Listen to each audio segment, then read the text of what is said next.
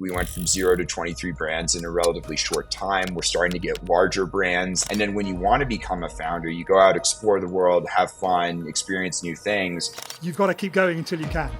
I don't even know if we need college anymore. As we've needed more engineering resources, the AI technology to help programmers and engineers has also gotten better.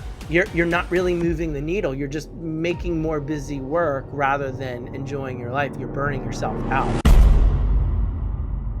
Is AI coming for me, my industry, my job, my business? And you're at the forefront of it. You run a VC-funded AI company. What's the future look like? The future is bright in my eyes. One of the most mind-blowing aspects of growing Revamp for me has been... Are you looking for actionable insights from the world's most inspiring individuals? The Built by Love podcast is on a mission to transform your life, your business, and your health. Tune in for impactful conversations with people who do business differently. Avoid burnout, acquire freedom, and live life fully on your own terms. With me, Pete Daly-Dickson, alongside Daniel Bussius. Stephen, welcome to the Built by Love podcast. It's an honor to have you on here. I'd like to start with the first question of what's been the most precarious or problematic experience you've ever had where you weren't quite sure if you were going to get through that professionally. Can you start with that? Well, first off, thank you for having me, Daniel and Peter. I think this is a great first question, and one story immediately comes to mind. Black Friday of last year was one of the most tense periods of my life. My startup Revamp was struggling. We had, at the time, a product no one wanted to use or pay for. This is when we were a segmentation tool, and we were helping brands better segment their customer base, or so we thought, but no one really wanted to use that product. And we were starting to get negative signal that we should pivot and do something else. I'm sitting down with my family, having a beautiful Thanksgiving dinner. My mom's really proud of, what we put on the table. And we got a pretty frantic call from our main design partner, which is this brand called Rasta. You can find them at Rasta, rastah.co. And it was the creative director giving us some feedback that they really wanted to push hard on Black Friday and that they needed a final boost to really, really have it be an excellent Black Friday for them. And he said, you have a blank slate to try any new technologies that you want if you think there's a chance that they could help us with our Black Friday numbers. And so my co-founder, Amin, and I immediately met, got on a call, and started brainstorming, what are we going to do? Because we have this golden opportunity from an established brand to try any new technologies. And we decided to do a personalized email campaign for them. So to their entire customer base, we sent a plain text AI written email from the founder that was aware of their previous views, purchases, any forms they filled, had they purchased from one of the pop-up shops before, what was on their wish list. And each customer received what looked like a personally written email from the founder saying, hey, Daniel or Peter, I saw, you had these items in your cart. They'd look great and they're on sale as part of Black Friday. Please complete your purchase. We sent that out and it was their best performing campaign ever. It was the most stressful Thanksgiving of my life because we spent the entire night up checking to make sure the AI was generating correctly, people were receiving it correctly. We had some hiccups where the wrong messages were getting generated and we had to stop the presses before it went out and regenerate all 10,000 emails. And the net result was initially that it was their best performing campaign of all time, but long term, it ended up being a crucial pivot for us. Once we saw that this campaign could triple click-through rate and was, I think, their most revenue generating campaign ever, we knew we were onto something. And the next day we ditched the segmentation tool and went all in on personalization. I think it ties back to my parents being so supportive and understanding that I couldn't be at the table for Thanksgiving, even though they put effort into providing a wonderful meal for us. So I know we'll talk about relationships later, but definitely having a support system is crucial. Well, that was going to be my next question. Did you actually get to eat your Thanksgiving meal? Yeah, very minimally. I ate it in front of my laptop in the basement. So technically, I did. I mean, just in that one story, you kind of encapsulated the whole entrepreneurial journey, just for the depths to the highs to the starvation to the to everything. And Definitely, definitely. It was a microcosm of like years of entrepreneurship. Was just that one night. Yeah, and what a bold decision. I mean, I think that's one of the innate abilities that successful entrepreneurs have is to catch lightning in a bottle. And Yes, it's Black Friday, or I'm sorry, it's Thanksgiving night, and Black Friday's, in a few hours. And you, after seeing the success, you say, this is the pivot. I'm moving the entire company in this direction. So what was that like? Was that a discussion you had with your co-founder? Did Was he in agreement? I mean, at that point, which we'll get to obviously on this call, because you have funding as a company. Did you have funding at that point, and did you have to go back to them and saying we're shifting our entire business model? that's a great question, Daniel. We had fantastic investors that we not only took the YC check, but we also raised after YC, and everyone was really excited and on board with the pivot. I think when you have zero customers for so long, which when we were doing the segmentation tool, we essentially had zero. It was zero paying customers to pivoting into something where there is a pathway towards revenue. I think any investor is going to be a big fan of that, and we just had so much confidence in not only the metrics, the quantitative metrics of click through rate and revenue for the campaign, but also more like qualitative anecdotal stories. One of my favorites was after this campaign went out, the creative director of Rasta, Zan, was walking through the airport, and he's well known in the fashion space. So one of the customers came up to him and said, Zan, thank you so much for writing that personal email to me. I really appreciated you taking the time to, look at what my interests were and my relationship with the brand and write something specifically for me. And he had like no idea what this person was talking about and said, "Oh yeah, you're welcome." And so when wow. our personalization was so compelling that people thought it was actually written by the founder, we knew we were onto something, and it made the pivot really easy for us to build conviction in. Mm. What was Incredible. your? I'm guessing that Revamp isn't your first rodeo. Well, maybe it is as an entrepreneur. Uh, what were some of your earlier forays into the world of entrepreneurship? Oh, sorry. Could you repeat that question, Peter? I think we Oh, lost connection there for a sec. is is Revamp your first rodeo, so to speak, or had you had other previous kind of entrepreneurial ventures? That's a great question. I would characterize this as probably my second rodeo. During COVID really hit between my junior and senior year of college. And I had an internship at Visa that summer, but it, because of COVID, immediately became remote. And then, this was years ago. Remote work wasn't as well established as it is today. So Mm, Visa was very gracious. They still paid us, but we didn't have any actual work to do because they weren't set up to have remote internships. So the summer between my junior and senior year, it was a similar story with my other friends where they had internships, but they became remote and there was limited work. And my good friend Sarav called me late at night and said, "What if we start a tech consulting business this summer? I'm sure we could find clients and we could have that be our main activity this summer, in addition to these internships that are paid but have no work." And so me, my friend Sarav, and my friend Daniel all moved into a huge house in LA for the summer and just built out tech stacks for early stage startups in our network. And it was really great to dip my feet into entrepreneurship with a services business. I learned, customer success, customer support, sales. Every deal in a services consulting business feels like a mini startup in and of itself. And I think yeah. that really primed me for Revamp down the line because I had experience in all those key business functions from the services side. Mm.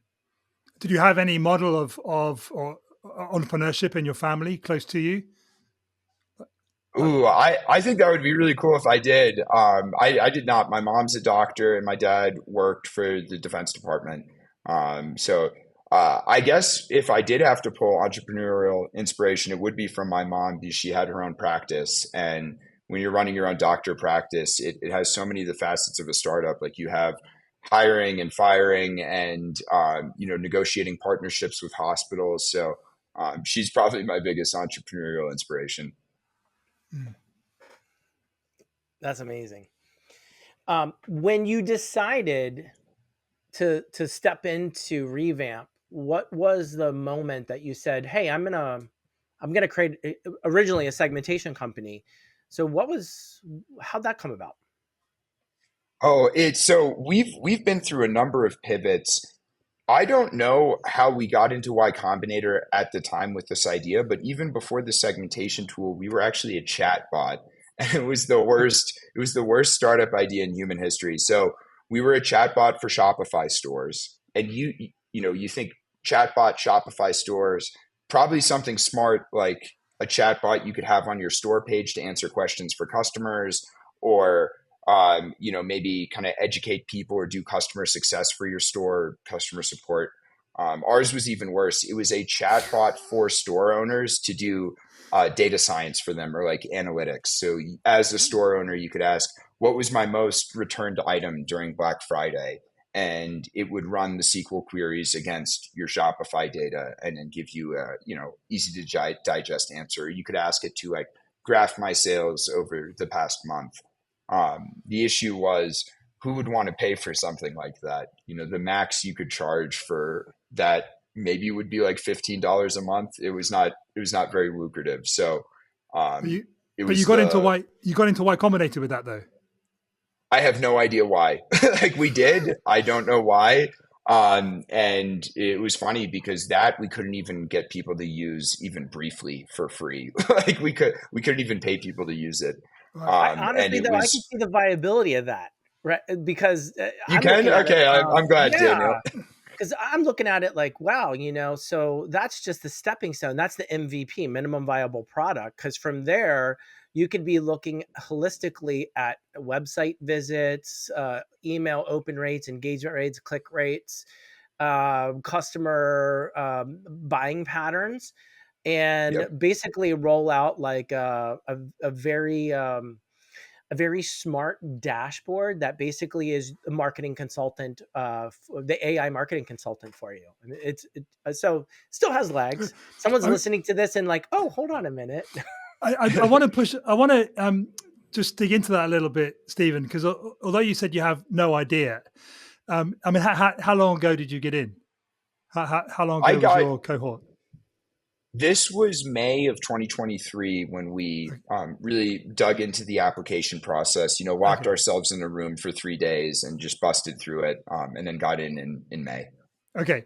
So, I mean, it's easy to kind of just throw away, oh, I don't know how I got in, but I'm trying to find that kernel of gold, that nugget for the listener that makes them think, maybe I'm not so crazy after all, and I have got an idea that I can do something with. So on reflection, as I really make you think, bearing in mind that you might be hungover after your friend's wedding, I don't I don't know, and I apologize for that. Why do you think really you got in? That's a great question, Peter. For me, they're expecting everyone's going to pivot. Very few companies start out with an idea and see it through to IPO with it basically being the same idea. YC loves talking about how some of the companies we're all familiar with today, like Scale AI and others, had some completely different idea when they initially went through YC. Mm.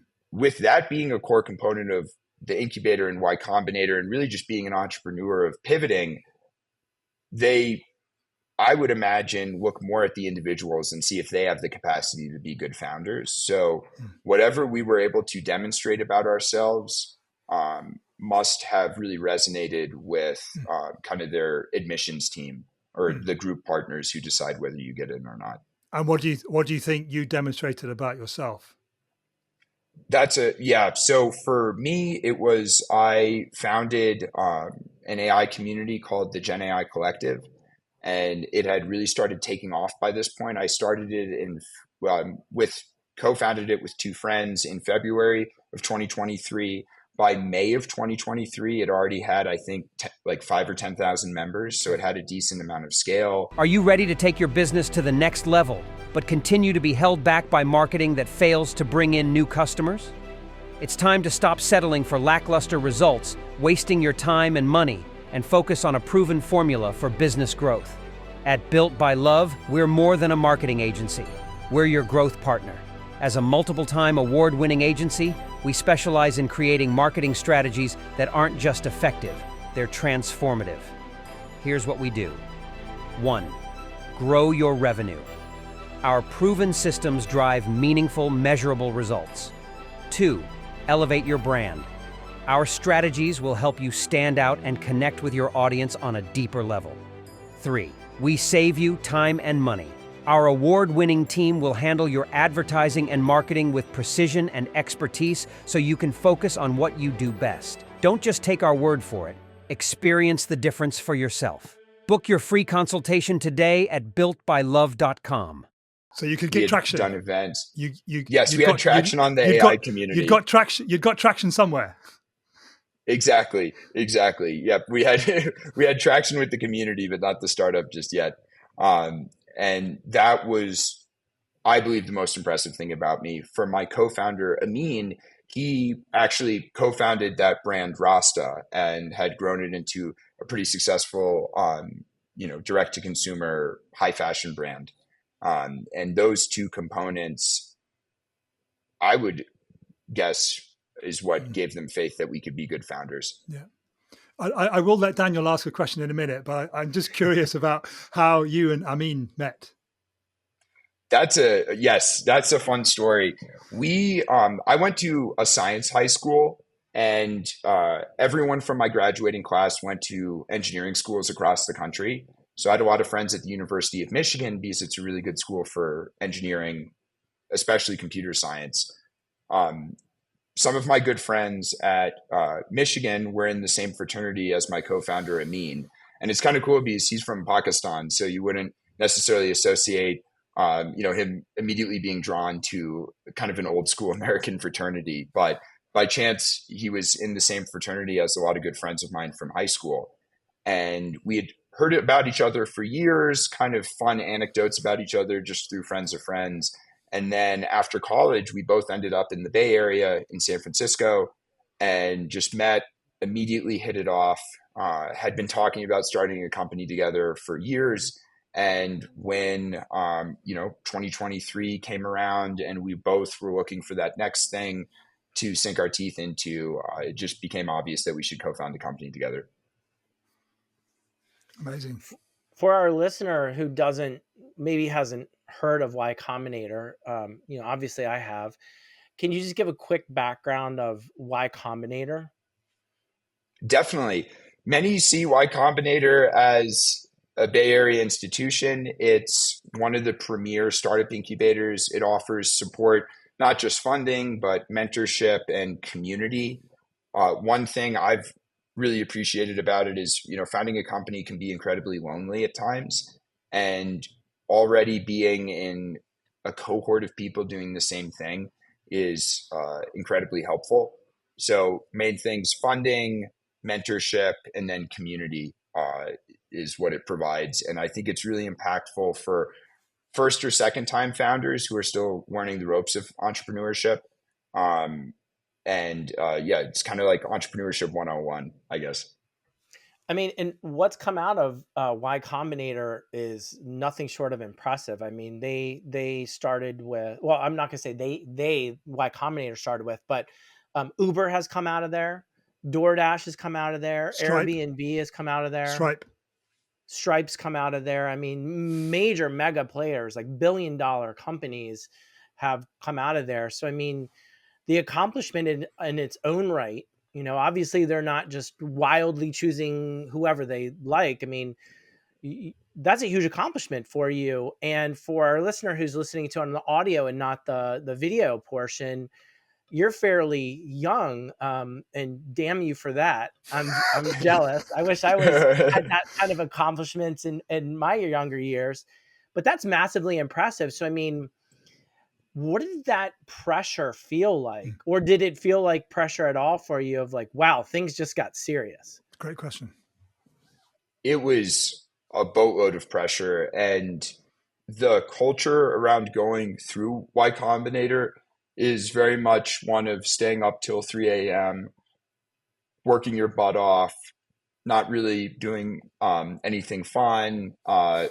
People weren't going to the gym anymore and weren't showering as much, and you kind of just work as hard as you can. And there's this concept of the post YC slump, where you go through Y Combinator and you work as hard as you possibly can. You raise after Y Combinator, and then the month or two following the incubator, people tend to take their foot off the gas a little bit, don't push as hard on sales or work as hard, on product.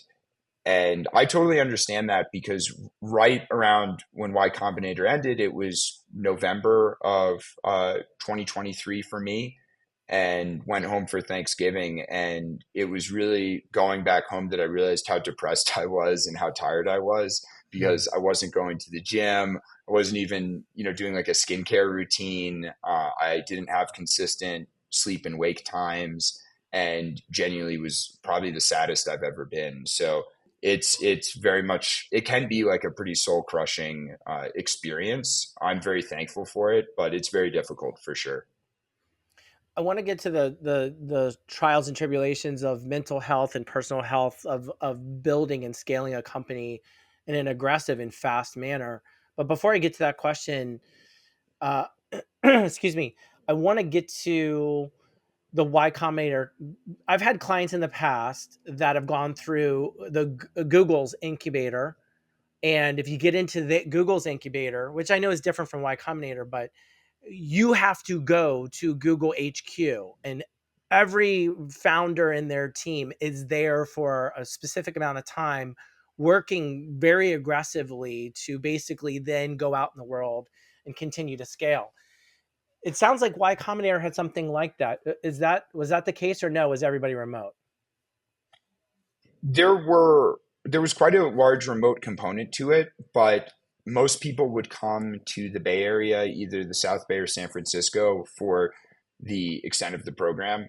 There would be like one or two events per week. One thing that definitely surprised me and has surprised a lot of people I've talked about my experience with is they don't provide like working space. And office space isn't really included. So it's not like there's 300 founders in one room all grinding together. It was more like everyone had either already lived in SF or had Airbnbs, and then would meet up like once a week for an event. The interesting thing is, I think there is a desire for community in terms of where you're physically working. And so I actually work in a co-working space now that's basically exclusively with Y Combinator companies. We all work, kind of side by side in this co-working office. And so I think that's kind of a missed opportunity on their part, not having the working be in person as well. But yeah, I was one of the first batches after COVID that had an in-person component again.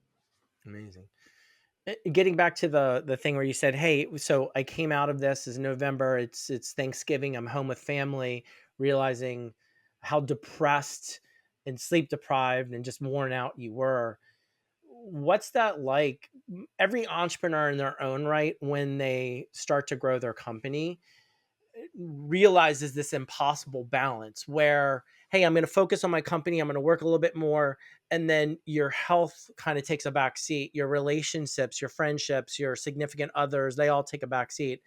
And it sounds like you went in the extreme of that. What's that like, and how did you get back to some kind of equilibrium, or did you? That it was a lot of effort to get back to equilibrium within the span of a month. Like once I determined that I'm really not doing well, and it took going back home for me to realize that. When I'm back home, I'm from Virginia. It's, my home there is beautiful. There's surrounded by trees and nature, and there's deer, and there's really no distractions. It's just me and my parents. And that is what allowed me to realize that I wasn't doing well because there were no distractions. It was just me and my thoughts, and I didn't like them. So when I came back to San Francisco, I knew I needed to make a change. And it felt like overnight, I instituted like 20 positive changes. Just like I was just going to do everything I could to make myself better. So I started going to therapy. I started just going to primary care doctor visits again and taking care of my health. Consistent sleep and wake times. I stopped using my phone before bed. I started going to the gym 5 days a week. Brought back my skincare routine. Let me see what else. There were so many. I started reading before bed. I have to do physical therapy, and I was neglecting that, so I started doing that again. Started taking my supplements. I did all of that. Like it was just a switch flipped, and I started doing all of those changes at once.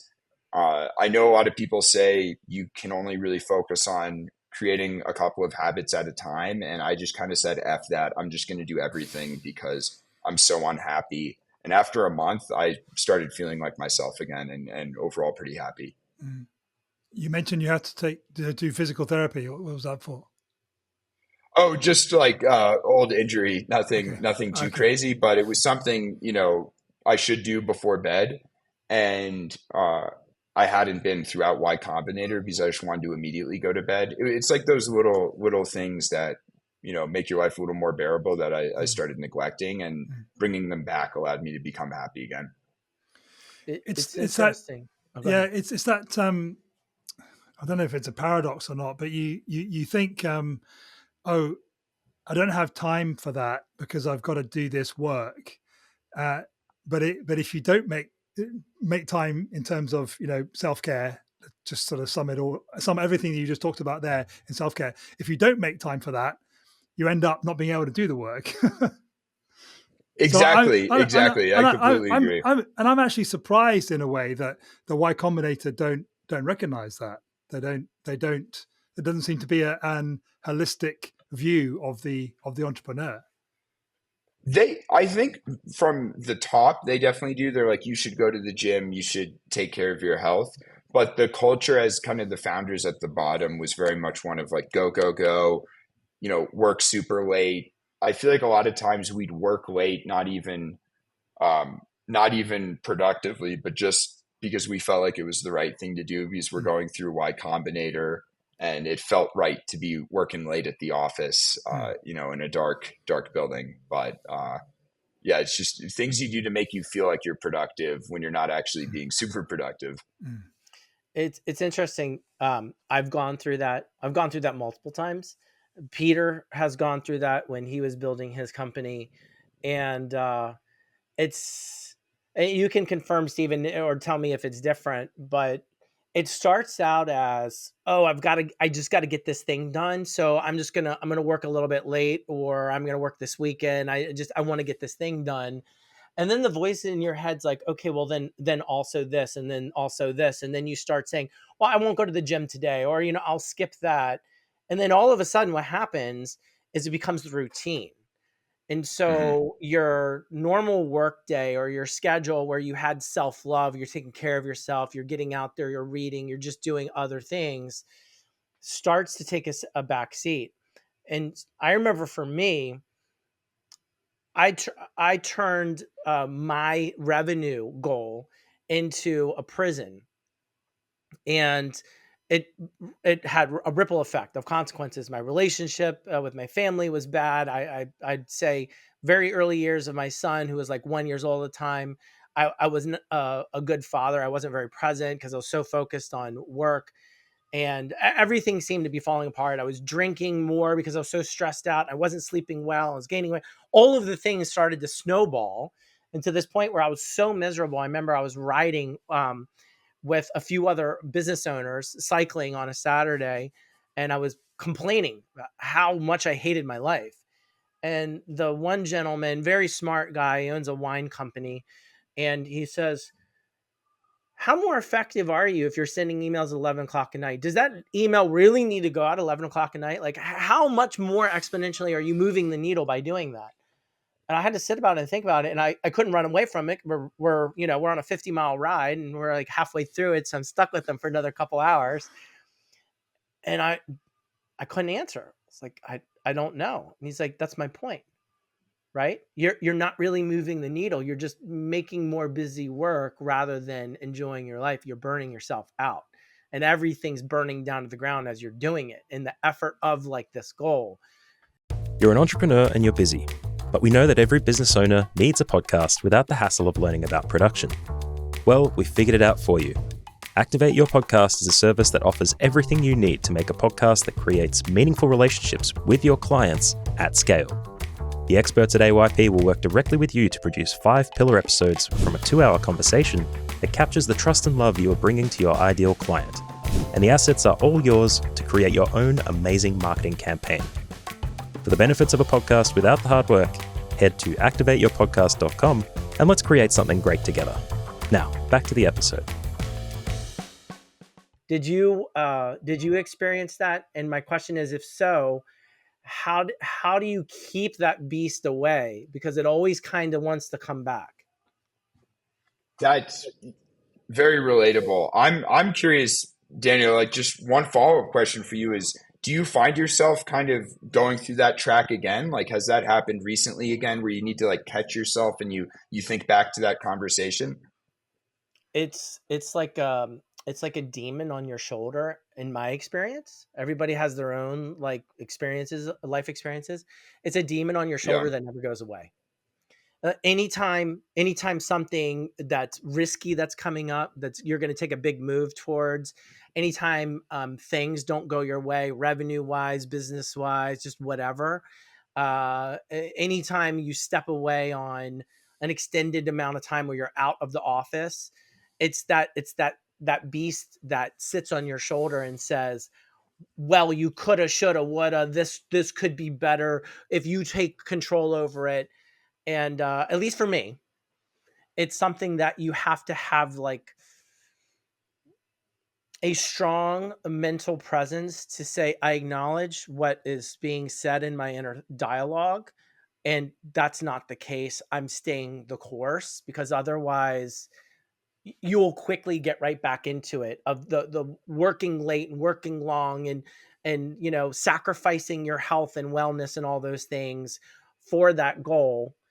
And I think at the whatever time your expiration date in this world is, if you're on your deathbed, so to speak, and you're looking back and you got a couple more emails out, or you move the revenue numbers just a little bit more, was that the point of your existence on this planet? And my belief system, no, right? So that's the kind of guiding principle for me. But how about back to you? How do you see that creeping in at all back now that you've found that equilibrium? De- Definitely. I definitely see it creeping back in. I don't have a perfect solution for it, but one thing that's helped recently is I plan out my day with a to-do list. And it's just an old-fashioned to-do list. It's unordered. There's no categorization. It's just kind of half the stuff is misspelled in it, but I still have a to-do list of what I want to get done in that day. And when ad hoc tasks come up, I add them onto the to-do list, even if I've already completed them. If a teammate asks me to help them with something and I spend half an hour doing it, even once it's already done, I'll still add it onto the to-do list. And by the end of the day, it's really no longer a to-do list, but more of a catalog of what I've accomplished that day or not. And that helps me tune if I'm getting enough work done, if I need to get more work done. There will be a lot of days where there will be something really, really important still left on the to-do list, but I've done so much stuff and I'm exhausted that I look at it and I'm like, listen, like I'm going to let this one slip and I'll handle it tomorrow. This is, I think of there's rubber balls and there's glass balls, and it's okay if you drop a rubber ball, but not as good if you drop a glass ball. And the to-do list mixed with kind of in my head thinking, okay, is this a rubber ball or a glass ball, allows me to more or less cap how much I work each day and make sure that the time I do spend working isn't kind of busy work like emails, but is actually really impactful. And that's kind of how I keep the work devil on the shoulder at bay. That's a great Great analogy. I've not heard that before. Rubber balls and glass balls. Did you make that up or did you get that from someone? Just No, out of I interest. definitely copied that from someone. I Oh, think that's I think great. that's from my co-founder Amin. I believe Yeah. that's where I got that from. Yeah. Um, so I want to get to Revamp, what you guys do, but before we do you have so you said you have a to-do list, and I do too. I have the old school, like the notebook, and I write it down and I cross it off. One of the things I've found in my life is usually I'll be, as I always am, very aggressive. Like, I'll write this whole list of things. I'm going to get all this done.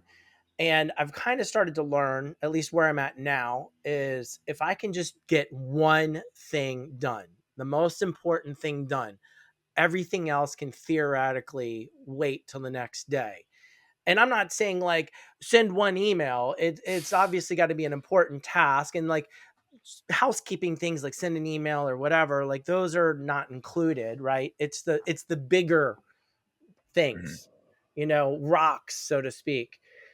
Do you have any guiding principle in regards to your to-do list of like, I need to get X number of things done, or whatever, that you can then say, all right, today's been a productive day? That's something I've been struggling with, to be completely honest with you. Something I worked through quite a bit with my executive coach, where I only feel like I've had a productive day if I've closed a sale. So I'm the CEO. The CEO's main job is to sell. Anyone who says otherwise is just wrong. It's really like your number one priority is to sell, especially at this stage. And for me, like my self-worth kind of that day is basically if I've sold or not, which is not very healthy because so much of selling is out of our control. You could be, the best salesperson on the planet is still going to have days where they don't sell anything, right? So that metric of success of whether I've sold or not that day is really unhealthy. I've tried to switch that just into more of accomplishment towards just progress. Like maybe I didn't sell that day, but I did have a really good first round call with someone, and I could kind of use that as my internal success. But that's something I still struggle with. I don't think I have a really good answer there. I'm curious, Daniel or Peter, if you two have kind of an answer there.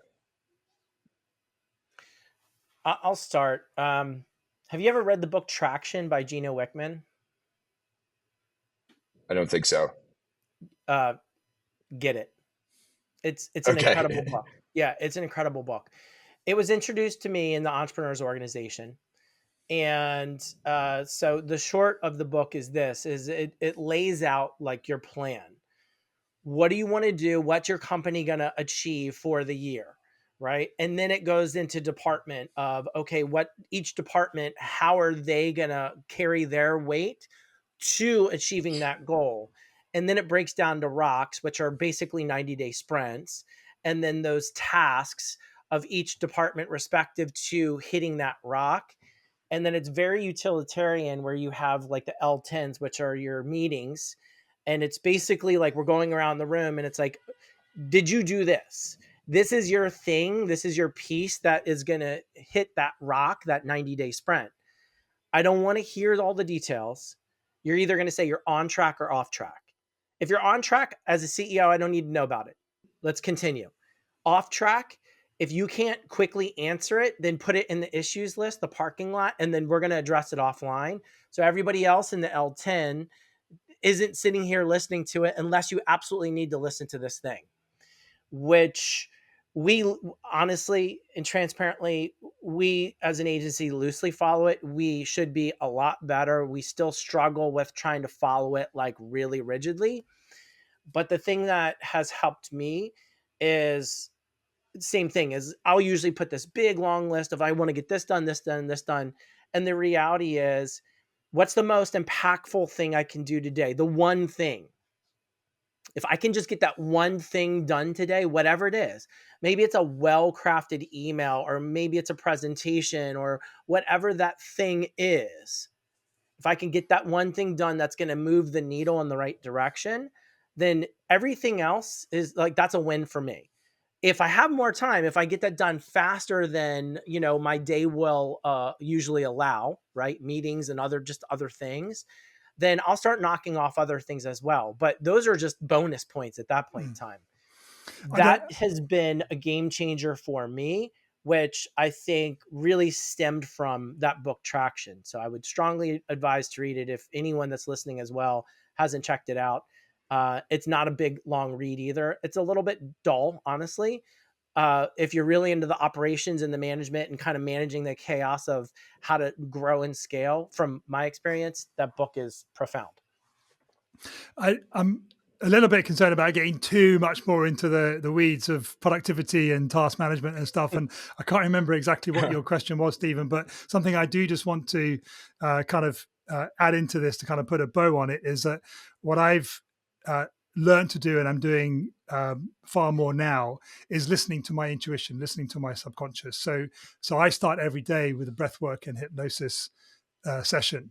And part of that is in the guided visualization is what is your subconscious telling you as the next action to take, and invariably it is the most important thing that I can do. So provided I make sure that I do that thing that my subconscious is telling me, because we know the three of us are here, all our conscious minds are like fully engaged in this conversation. We're listening, we're engaging, we're talking, but let's face it, it's our subconscious that rules the show. The subconscious is the thing that's in control. So my take on it, and I'll just sort of put it out there, to us and to the listener, is that if you don't have a regular practice somehow of tapping into your subconscious, tapping into your intuition, then you're missing out on the most powerful thing that you've got access to. Definitely. No, I think also trusting your intuition is one way of reducing self-doubt. If you can trust your gut more, you won't waste as much time internally debating your choices or your answers. So I like that a lot, Peter. Yeah. I'm just curious, and having said that, do you have any practice of tapping into your subconscious and your intuition, or mindset work? Do you do anything concrete around that? Not in a structured way like you do. I think that's something I'd love to explore. My biggest, I guess, piece of kind of internal technology or thinking that I do there is trying to be a lot kinder to myself when I make mistakes. That allows me to trust my gut a little more. If I just kind of commit to trying an idea and it doesn't work out, but I can still love myself afterwards and give myself the space to learn instead of what I used to do, which is demean myself or be hypercritical, then I'm just a lot more willing to trust my gut and to commit to decisions and not flip-flop as much. Yeah. We got the word, Daniel. We've had the L word. No, we've had the L word, because this podcast is built by love. And just in there, Stephen, you touched on what I think is the most important love of all, and that is the love that we have for ourselves, the self-compassion that we show to ourselves. Does love have what does built by love mean to you in terms of the organization that you're building? Oh wow, I love this topic. And you all will notice this if you ever ask me what Revamp does. I'm terrible at explaining what Revamp does. I don't give good answers. By the way, that's what. Yeah, I know. Like, I was trying to brainstorm. Like, oh my goodness, what am I going to say? I'm not good at putting together pitch decks or really even explaining what we do or selling. Like, I'm not good at any of those things. But what I am good at is just building genuine relationships with people. And that's how everything at Revamp has been handled, like from our partners to the brands we work with, to the teammates we decide to bring on, to our technology partners. Like, everything has just been a long-term relationship built around genuine appreciation for getting to know other people. And for me, that's what Built by Love means at Revamp specifically. I really enjoy that me selling isn't me selling. It's just me talking to people and getting to know them. And that's how I like to grow my business. Yeah. I'm not good at objection handling or any of that. That's yes. Yeah, man. Yeah. Well, On the same page there, I've had the Stephen, opportunity definitely. to get to know you, Stephen, and you can tell me how far off I am. But from our discussions and what I've seen, you have an impressive company. So it's AI. The foundation is built off of artificial intelligence that you all have coded and fine tuned, right? You specialize in e-commerce companies, and the AI looks at customer patterns and habits, such as a cart abandon or a checkout abandon, and then will write a customized email to that customer, urging them to come back and buy, and then offering additional things that they would be interested in. Hey there, entrepreneurs and business owners. Are you feeling stuck with marketing strategies that just aren't delivering? Struggling to attract the right customers or boost your sales? Imagine turning those challenges into triumphs with a proven roadmap tailored just for you. Introducing Marketing Built by Love, the game-changing book by award-winning expert Daniel Bussius. Marketing Built by Love is designed to tackle your biggest business pains head-on, whether you're battling low visibility, weak customer loyalty, or stagnant growth. This book provides actionable solutions that drive real results. Here's how it can transform your business. Boost your revenue. Implement strategies that convert leads into loyal customers. Strengthen customer relationships. Create meaningful connections that keep your clients coming back. Streamline your marketing efforts. Save time and money with effective, easy-to-follow systems. Don't let marketing woes hold you back any longer. Take control and watch your business thrive. Grab your copy of Marketing Built by Love today in stores at Barnes & Noble, or order online at Amazon or wherever you buy quality books. Transform your marketing. Solve your business problems. Achieve the success you deserve with Marketing Built by Love. Available now. Based off of category, product line, and other things. And so you're helping transform e-commerce companies of all sizes by giving meaningful follow-up emails that are customized, that standard, marketing workflows and nurture campaigns just can't deliver on. How far off am I on that? No, that was fantastic. That was fantastic, You're hired. Daniel. If it, You're hired. yes, that was better than I could have done. I think if it might be helpful, the kind of journey of how we got from that Black Friday story we were talking about, where I was working hard to get that personalized campaign out, to today where we do flows, is kind of interesting. So if it's cool, maybe I'll just dive into that, because I think that'll add some color. But after that Black Friday campaign we did for Rasta, their best performing campaign ever, we thought, okay, this is great. We're going to do personalized campaigns. So we started rolling out kind of betas, free betas, to 5 or 6 brands, and did personalized campaigns for them. And from November of 2023 to April of 2024, we were going super hard on personalized campaigns. And it was still frustrating for us because we kind of had it's called wiggles of false hope. If you look up Paul Graham's startup curve, it kind of graphs over time the success versus time of a startup. And there's this stage of every startup Paul Graham calls the wiggles of false hope. So we thought, wow, we have these campaigns, they're performing so well, we're going to sell this like hotcakes, and this is how we're going to become a billion-dollar company. But by the beginning of April, a couple of kind of crucial things happened. The first was, we had done, at this point, campaigns, 6 brands, reliably could triple their click-through rate. No one wanted to pay us for these personalized campaigns, even though we were tripling click-through rates. Any guesses, Peter or Daniel, as to why, even though we had personalized campaigns, tripling click-through rates, you think this would be like the next big product? No one wanted to pay us even a cent. Any guesses? Presumably, it wasn't increasing their revenue. It wasn't adding anything to their bottom line. That was going to be my question: is were you able to track attribute the revenue? Yep. So these were Klaviyo campaigns. So we were utilizing Klaviyo's attribution model, which isn't perfect, but is useful as a basis of comparison to their previous campaigns. But exactly, it's tied into revenue. It was really hard for us to prove what that value of Revamp was. Like, if you are tripling click-through rate, what is that worth? Because not that you'd want to do this, but hypothetically, you could just run 3 times the amount of campaigns and then you'd have the same amount of clicks as one campaign with a tripled click-through rate. What is that delta worth was very difficult for us to explain and to build conviction in the brands. And so in April, 2 kind of crazy things happened. The first was my co-founder Amin had to step away from Revamp.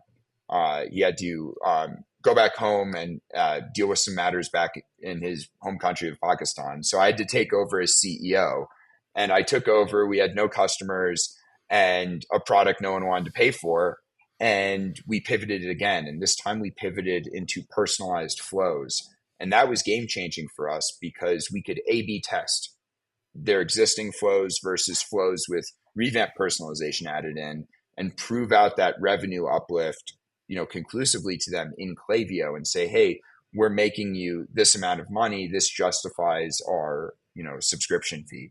And proving out that value was the key unlock for us to now then scale from 0 brands in April to, I think we're at 23 as of today. And across verticals, across countries. And that therein lies the golden nugget for our listener. You've got to be able to demonstrate your value conclusively to your customer. If you can't do that, yes, you've got to keep going until you can. Exactly. And for us, it's great because we lead, like, across verticals. We can consistently get around a 30% increase in revenue, 30% above their current, whether it's an abandonment flow or a welcome series or win back or whatever. Across verticals, a 30% revenue increase, which makes our pricing conversation very straightforward. If I say, the Revamp flow is doing 8K a month and their existing flow is doing 5K, and we could double that, handling 100% through Revamp, that process of receiving payment is just a lot easier. So what does an ideal client look like for you, both so the listener can perhaps see themselves in that, or that there may be people that Daniel and I know that we can introduce you to? Yeah, like whether it's revenue and size, customer base, like any of those specifics. Definitely. Any brand on Klaviyo above $5 million a year in revenue, we can typically get a pretty good return for them on their flows. Below $5 million a year in revenue, we have some brands we work with in that category. It depends on how much of their revenue comes from flows. If so, when we were kind of desperate for any brand, we onboarded some brands that were doing like, $1,000 a month from all of their flows. That wouldn't really justify, Revamp, where we're trying to charge, now $1,000 or $1,500 a month. So $5 million plus is where we can get a good uplift. And it's definitely Klaviyo. They have to have Klaviyo. Yes, so that's kind of a funny thing. I'm curious. I know, Daniel, we've talked about maybe doing this technology in HubSpot. I'm waiting for that first intriguing brand that's not on Klaviyo for us to justify us building out, a HubSpot or an Attentive or a SendLane or whatever integration.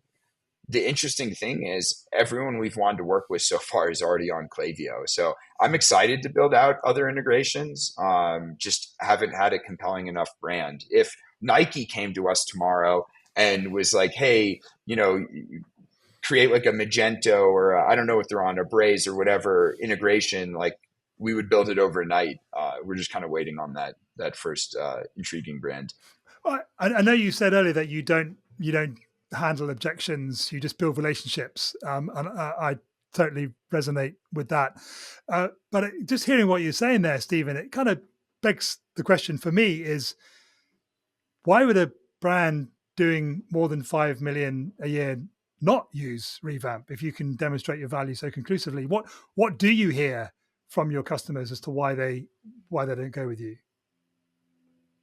It varies throughout the year. I think it's a seasonal answer. So right now, brands are starting to lock down for Black Friday, Cyber Monday. They don't want any new technology. I'm able to get around that on a decent amount of brands because we do the onboarding ourselves. It's completely white glove. It takes basically none of their time to add personalization into their emails unless they want to provide feedback or talk about strategy. So we're able to get around that a decent amount of time, but a lot of brands are walking down due to Black Friday. The other thing I've noticed is in e-com, you can have a $20 million a year brand with one owner who just operates the whole thing. You can also have a $20 million a year brand with a board of directors and a multi-level org chart and an HR department.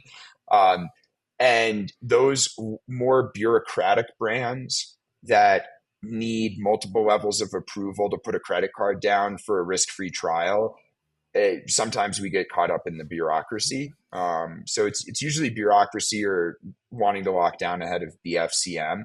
Other than that, those are pretty much the only ones we've received. I think for anyone that's an entrepreneur that's listening, I mean, the elephant in the room it's probably like, in the back of their head echoing is AI coming for me, my industry, my job, my business? And you're at the forefront of it. You run, a VC funded AI company. So what's the future look like? I know that's a broad question, but in regards to, businesses that are, scaling, what's the future look like? And the second part of the question would be, what advice do you have for them? Great. The future is bright in my eyes. One of the most mind-blowing aspects of growing Revamp for me has been the team right now is really three. It's me, I'm the co-founder and CEO, incredible engineering teammate, his name's Shin, and then Irene, and she helps us with our integrations work of bringing on new clients. So it's a very small team. With Shin owning product and engineering, one person handling that's a ginormous responsibility, and thank goodness he's exceptional and able to handle it. One interesting trend, though, that's powered by AI is as we've needed more engineering resources, the AI technology to help programmers and engineers has also gotten better. So over the past year, as we've needed more and more engineering help, Shin has become more and more productive due to the AI tooling getting better. So it's like, had we not been building Revamp through an AI revolution, we would have needed to hire another engineer right now or bring in additional talent. Yeah. But Shin has become like doubly as productive over the past year because instead of having to code each line, he's more just telling the AI what to do, and it's writing hundreds of lines of code, instantaneously almost. Yeah. So for me, it's very bright. Like, what a crazy world that as we need more engineering capacity, the tooling is getting sharper and better. Do you have a favorite? Go ahead, Peter. I was going to say the flip of that, though, Stephen, I guess, is that, and that's incredibly bright for your company because you're getting like 3 engineers for the price of 1. But what about those 2 engineers that don't have jobs because you're using AI in your company? That is frightening for me, and I feel fortunate because I think when I was going through high school, if you were a smart student, people would tell you study computer science in college. I think that was just like an American sentiment, maybe around the world, but at least in American high schools, it was like, okay, you're smart. You should go to college and study computer science. That's where the jobs are. It's the future. And I did that. I studied computer science and I got a really nice software engineering job right out of college at Airtable. That is no longer the case because the need for entry-level engineers is just going to rapidly decrease. The person that we probably would have hired to help Shin on engineering might have been an entry-level engineer, but now they're replaced by our AI tooling. And we use this programming environment called Cursor, which is AI-enabled, and it allows us to code very quickly. I don't know what the future will hold, but I think, unfortunately, we've told millions of, American college students, oh, you should go study computer science. And now the jobs that you would get as a computer science student are kind of drying up. I think there needs to be a new specialty that we push people into studying. And I don't know if it necessarily needs to be computer science anymore. What do you have any kind of intuition about what it should be? I don't even know if we need college anymore. For me, yes. the biggest, yes. I think we need some sort of like an environment where people can safely learn how to become adults and transition Yes. from being Yes. a high school student in the home Yes. to being an adult. And that, Yes. for me, the most important takeaways from college were kind of learning how to be an adult. I still don't Yes. think I know how to be an adult, but I at least got closer to there. And then Do you know starting how to my wash your own? consulting. Do you know how to wash your own clothes yet? Yeah. That's the main thing. By the Yes, way, yes, that much I figured out. Stephen, at every age, you still don't know how to be an adult. So Okay, that so doesn't go away. Yeah. sorry to cut across you though. Keep going. Keep going. No, no, definitely. I mean, we need like I think also it's just important. Like the happiest 4 years of my life were in college. It was such a great experience, but I didn't learn anything from class. Like none of my success today, whether you think I'm successful or not, but nothing came from college class. Like I learned nothing in college class. Even the engineering things I know that I need to be able to do as a technical CEO.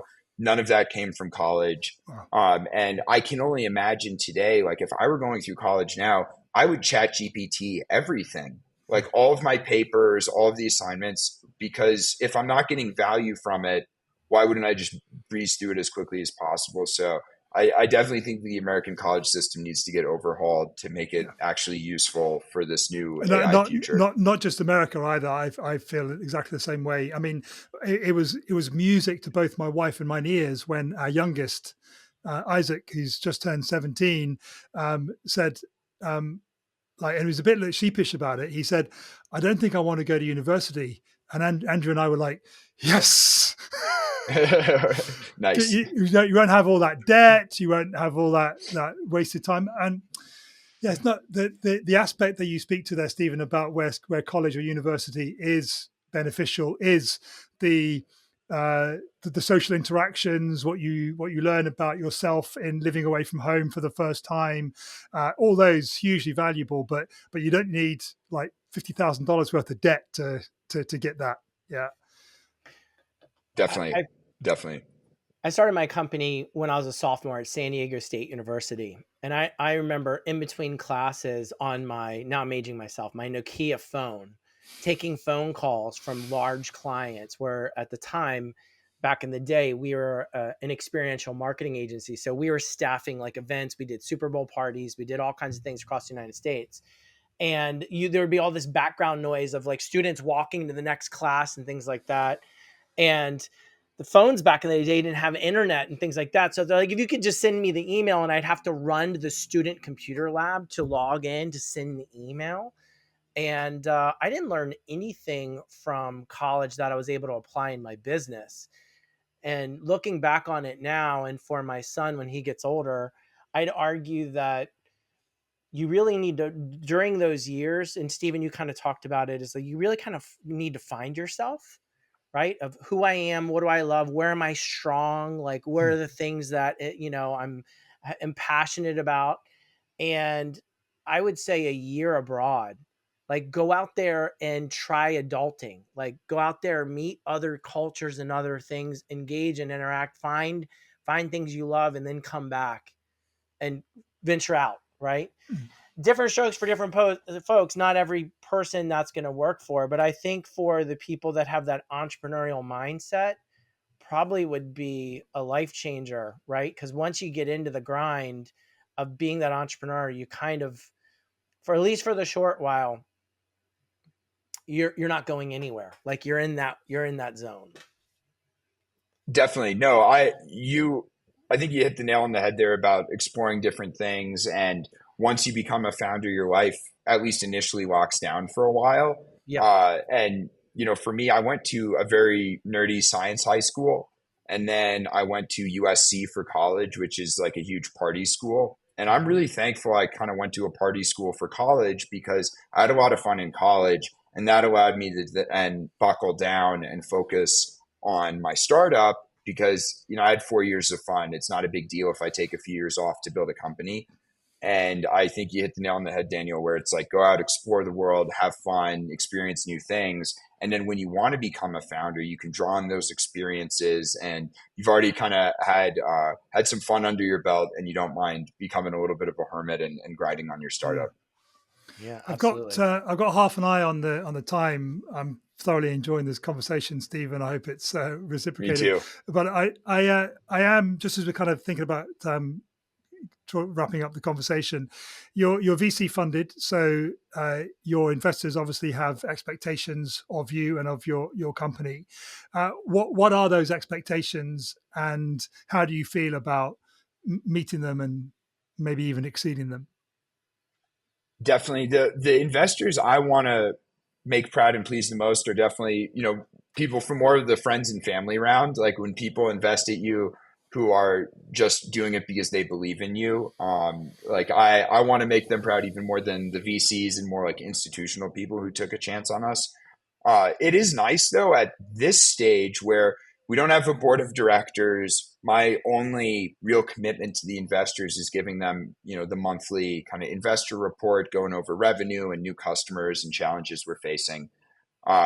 So definitely there's not too much oversight at this stage. I am a little nervous for future stages where there's a board and, I can confidently say I'm my own boss now. I think once you have a board and more established kind of processes in place, you kind of become a little less of your own boss. So I'm just trying to enjoy this low oversight stage as long as I can. That's excellent. But what is your vision for your company 5 years, Definitely 10 years down the line? My goal is to go horizontal. So we're, right now, what do? We do AI written personalized copy for D2C brand flow emails. And I see this as the traditional kind of dominate a niche, which I think we're on track to, right? We went from 0 to 23 brands in a relatively short time. We're starting to get larger brands that like even my mom has heard of. No longer just the weird kind of, like, oh, here's some niche D2C brand. It's more kind of. I was saying, I was just going to say, you've made it when your mum understands what you're doing. Exactly. But dominate D2C ecom. I know how to work in there and drive really great results. The great thing is in D2C, the frequency of communication is very high, right? Any good brand is going to be emailing their customer base multiple times per week even. And I want to use those learnings about customer psychology to make the personalization better and then apply those same learnings to other industries. I think from D2C ecom, I'd love to move into like marketplaces like Uber or DoorDash and add personalization there and kind of keep moving into adjacent verticals, maybe more omni-channel retail or more health tech, and just create this personalization layer that everyone uses. And so definitely the goal is to eventually go horizontal. This is amazing. Stephen, we got to have you back on the podcast. But before we wrap up, do you have any advice for entrepreneurs that are listening to this right now? Definitely. One piece of advice I've just been giving out to anyone who will listen and I believe in so deeply is I'll hear people's biggest, I guess, hesitancy towards starting a company. People typically have two hesitancies I found towards starting a company. The first one I can't really help with, which is people need to find a co-founder. If people want a co-founder, I don't know how you're supposed to do that. It's very difficult. Like I'm fortunate Amin and I kind of happen to know each other by chance, but if finding one is difficult, so I can't help with that. But the second kind of objection I hear from a lot of people towards starting their own ventures, they don't have an idea yet, or they have ideas, but they're not really ready to commit to one. And what I've learned more than anything is you're going to pivot so many times that the initial idea doesn't have to be perfect. It just kind of has to be good. And to just dive in and start testing that initial idea, hopefully you invalidate it. And in that process, find what you should actually be working on and pivot. So definitely my biggest takeaway is like the idea is not that big of a deal. Don't get hung up on it. Yeah. Just make sure you're solving problems. If you're solving real problems, you're going to be okay. Exactly. Amazing. Thank you, Stephen. I appreciate your time. Thanks, Stephen. Awesome. Thank you, Daniel and Peter. This was a blast. We have to run this back. Thanks so much for listening to this episode of the Built by Love podcast. If you found the conversation inspiring or helpful in any way, then head to builtbylove.com built.com/podcast and make sure you're subscribed to our email list. Please also take a few minutes to leave us a rating and review wherever you get your podcasts and share this episode with a friend that you think it might help. Each review helps us to spread the message of love to more people. See you next time on the Built by Love podcast.